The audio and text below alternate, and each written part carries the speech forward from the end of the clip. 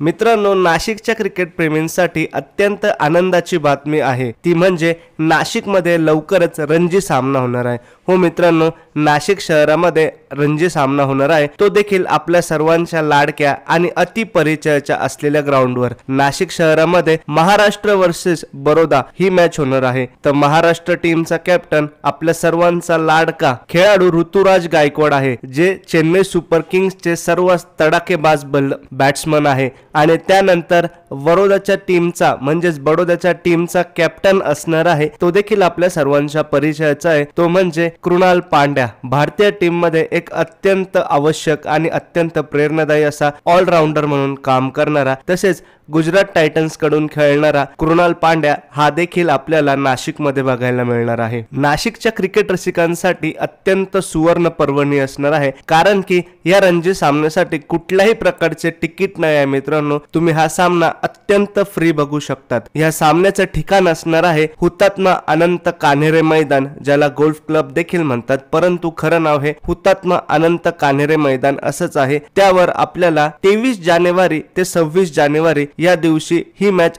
Free बघता येणार आहे। रणजी सामना आपल्या नाशिककरांसाठी फ्री बघता येणार आहे आणि आपल्याला जवळून देखील ऋतुराज गायकवाड आणि कृणाल पांड्या यांना भेटता येणार आहे आणि बघता येणार आहे। तर नक्कीच नाशिककरांनो, या संधीचा फायदा घ्या।